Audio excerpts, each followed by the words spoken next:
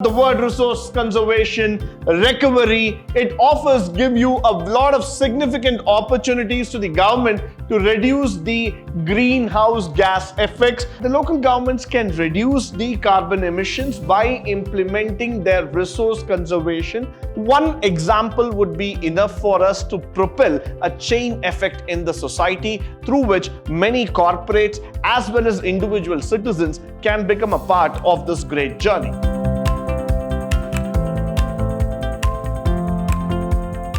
Good morning and welcome to the first session in Chapter 6, Unit 2, second semester, Sustainable Development in B.C.A, where we are going to speak about resource pricing and resource conservation. Now, the word resource itself is of a very great value. So when we are going to talk about the word resource conservation, recovery, it offers give you a lot of significant opportunities to the government to reduce the greenhouse gas effects, while in turn it also helps you to save money. So when we talk about the word resource itself, it has got a lot of strategic meaning behind it. You need to think how you are going to protect a resource, how you need to save a resource, and how the governments typically need to plan so that they are able to follow the footsteps of sustainable development. So that's why I say here, local governments are typically responsible for managing the waste that is generated within their municipalities. Now, this is very, very important. Why? Because whenever we talk about a district, a state, a village, a town, it is up to that local government to understand the problems and perspectives of that area. Now, being at the central government, it is not possible for the Prime Minister every time to come, in fact, and talk about these problems. It is more with the district collectors, the local municipal heads who need to understand the constraints of their locality, take appropriate actions so that they are able to overcome this problem within the given period of time. Followed by, the local governments can reduce the carbon emissions by implementing their resource conservation and recovery practices, which will involve avoiding, delaying, and the decreasing of raw materials. Now, what happens here is that the local government always feels in India that we are powerless. We have not been enabled with the decision-making authority. We've always been left in the lurch. But trust me, when we talk about this local government empowerment, I think it is the need of the hour for the local government to understand, to take up the reins, to take up the matter in the hands and start acting on their own. Now, if you look into the states of Kerala, Tamil Nadu, Andhra Pradesh, Karnataka, there are several examples which I would be able to quote where people have gone and created their own self-help groups and they have been able to solve the issues that are concerning the environment there. Now, for example, let's say that a particular district in the southern part of India is subjected to regular floods. It's subjected to regular landslide. The local government doesn't have to wait for the central government to sound an alarm signal there and ask them what happened. Rather, they can go forward, understand where this problem occurs and how we can try to avoid it. Now, you cannot stop the nature from its fury, but you can definitely try to minimize the impact of it. So similarly, now let's say that there are some natural resources that can be conserved, that can be preserved, that can be reduced in terms of consumption. The local government can definitely take a step forward in terms of enlightening the people, telling them very clearly how they need to take it forward, how they need to reduce it, and how they need to use it for the further generations to come. Followed by, now let's just have a look here, which is very, very important for us, the greenhouse gas emissions. Probably over the last 2 decades, we have been speaking about this greenhouse gas effect emissions and the other pollutants that are available. Now, preventing the generation of future waste along with recycling and the composition existing waste, it reduces the greenhouse gas emissions altogether. Now, why is this coming into picture? Greenhouse gases have been threatening the Earth's atmosphere for a very long time.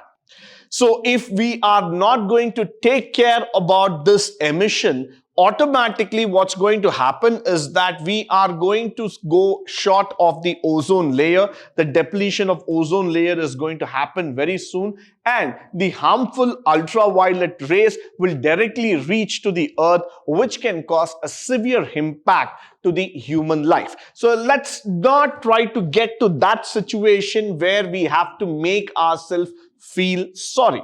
So instead of that, let's start preventing that greenhouse gas emissions, and let's start making the environment even more cleaner and greener. What we want today, the need of the hour, is that decrease the consumption of fossil fuels used to manufacture, transport and disposition of goods, and switch over to more of electric or green energy systems that can make the environment more livable, more healthy, and improve the quality of life altogether. At the end of the day, we see that carbon dioxide or methane or nitrous oxide, these are the primary gases that are involved in terms of creating or causing the air pollution. But what we want today here is that we also see that somewhere down the lane, we want to reduce this emission. We want to make the environment more cleaner, more greener altogether. So that's why we are trying to switch over today to the electric vehicles. We are trying to go more towards the resources like, when we talk about the solar energy or the fuel cells altogether, or hybrid kind of automotive transport system, which can actually save the nature and make our environment better for tomorrow. Now, moving further, when we talk about the resource conservation and recovery strategies, they also help to reduce the amount of waste that is ultimately landfilled or combusted, which lowers the methane emissions from the landfills and other pollutions from the generators that we have been talking about. Right, so when we were talking about that resource conservation and recovery strategies, we need to see that at any point of time, we have to get back to the resource conservation strategy to a greater extent so that we are able to lower the methane content and we are able to improve the air quality as far as possible. Now, reducing dependence on the virgin materials. And this is very, very important. Why when I use that word virgin materials? We are sincerely and seriously trying to switch over to the concept of reusing, recycling materials, and the local governments really have to play a prominent role in making the people understand about the concept of recycling, rather the usefulness of recycling.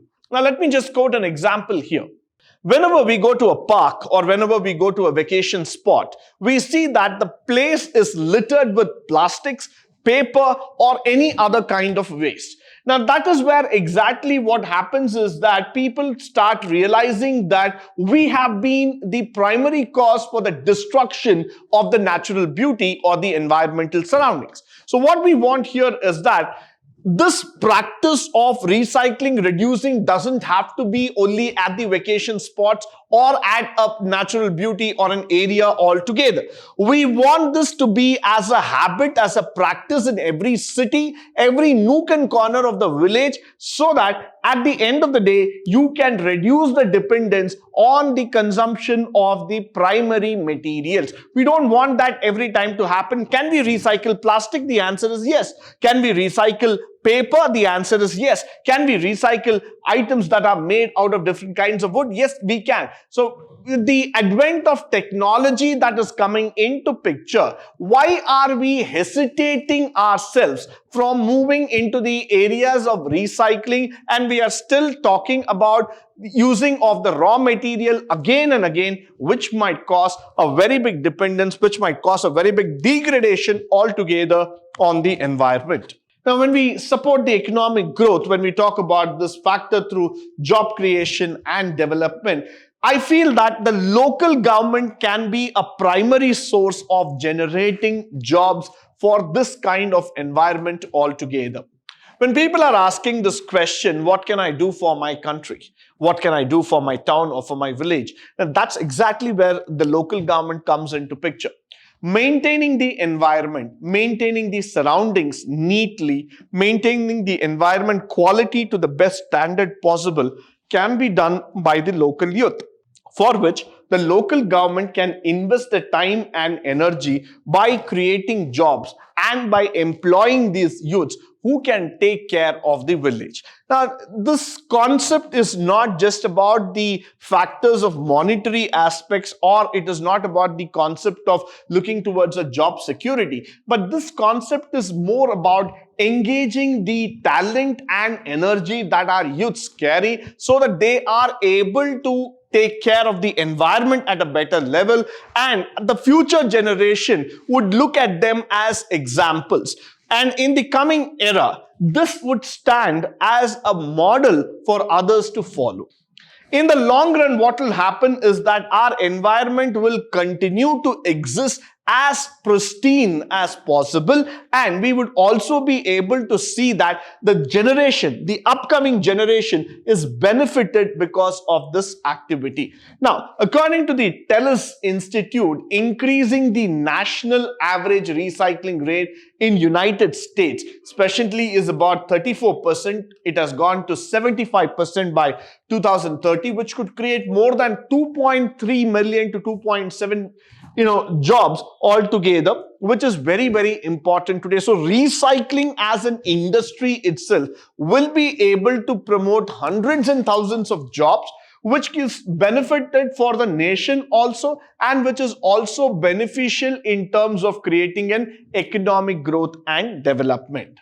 Now, followed by the local governments can also encourage economic development in their communities by establishing or expanding reuse centers, recycling collections, or by hosting recycling composite processing and facilities altogether. So this is quite but common factor which I would like to say. Why? Because when we talk about this government, when we talk about the scenario altogether, we need to keep in our mind that we are actually trying to build in a scenario, we are trying to build in a system whereby we can see that the government can promote job activities in terms of this organic basis, like recycling, reusing, the stored manufactured industries, or getting into the small scale industries like this, which can promote a lot of job opportunities, which can also bring in community development to a great extent. Next thing that I would always like to talk upon is the reducing of waste component. So when we talk about the local governments who actually, encourage the residents to divert waste from landfills and save their money by spending less on collecting waste, transporting it to the landfills, and paying a fee for a landfill of each ton. Now, that is a very good idea, which I would like to say. Why? Because instead of spending money on transport and on people, probably what you can do is that you can ask the people to fill it on a particular landfill altogether and then cover it up. At the end of the day, that's going to turn out to become a manure. Definitely that will enrich the soil, and it will also enrich the community altogether. Now, if you just look at an example, in 2008, the average US tipping fee, a fee for filling the landfill waste, was approximately $44 per ton. And the Americans have generated 1.28 tons per waste per person. And that's what we have been able to see. So now if you look at that, this average value has gone up to such a great extent that yes, this has been able to give us a lot of money in terms of doing the business. So what we see is that waste management itself has become a very big business, which can actually help us to develop things better. Now, assuming these national average values of annual tipping fees alone for the waste that was generated by a 50,000 residents would cost more than 2.8 million. If the town were to initiate a recycling program with a diversion of about 50%, it would be about 1.4 million tipping fee. So you can just look at it, how much we are able to reduce the cost and how much this is going to really affect in terms of your cost as well as in terms of your savings in the long run for the economy. Now, the leadership factor, which I would always like to say, the local governments have to take the initiative of forming the leadership, giving us the environmental, physical, and societal leadership, adopting the resource conservation, recovery policies altogether, policies that are mandate specific waste reduction, promoting of recycling and composite, or set a minimum recycled content requirements for the product purchase, can reduce collection and disposal. It can also encourage the growth of local recycling, compositing businesses altogether. So somewhere down the lane, I start finding this factor that the local government has to step into leadership, start promoting it, and start taking it forward. So this is the time for that local government to take that initiative, go back, talk to the people, understand it, take the issues in their hand and start working it out so that the local governments can stand as an example for the central government and we can start moving towards a self-sufficient government role altogether. Now, when we talk about this leadership factor, we also need to understand these policies can also help to reduce the environmental and the health impacts, save money, stimulate economic development, which is very much needed, and encourage the residents and the private sector to adopt resource conservation. So one example would be enough for us to propel a chain effect in the society through which many corporates as well as individual citizens can become a part of this great journey. Now, you also need to improve the public health, which is becoming very, very important. So resource conservation and recovery reduction in terms of the water pollution, providing significant human benefits. Yes, that is needed. By reducing the waste and the resource conservation and recovery also reduces the amount of landfill capacity needed in terms of allowing the local government closing up all the existing landfills. All these factors are needed. Why? Because public health also needs to be counted upon. Public health also needs to be given a top priority in terms of the governance. So we can probably start taking those small steps through which we can improve the health of the citizens. At the same time, we can also improve the living conditions of the people. Now, the next thing that we are talking about is the usage of technology. Definitely, yes. When we look here, the most common thing that we have been seeing today is that three kinds of waste. One is the paper, one is the plastic, and another one is the glass. So all these three things are recyclable in nature. So it is mandatory for us that we start practicing the reduce, reuse, and recycle practices so that we are able to effectively manage the waste management and create a better society. Somewhere down the lane, we are not able to convince this. We only feel that by keeping various dustbins like that, people will automatically follow. No, it is not mandatory that people understand it every time. What is more important here is that make the people understand the effective practices. How can they practice this as an act, as a behavior altogether, so that we are able to create a better society to live in? With this, I come to the end of this particular session. I hope and believe that all the resources that have been shared through this session will be of a great use, both in terms of practical as well as in the daily walk of life. Now, in the next session, we will be talking about some more concepts of the environmental economics, and we would be also showing our ideas and views in terms of the sustainable development projects. But until then, stay tuned, stay blessed, and stay enlightened forever. Thank you once again for joining me today on this wonderful session.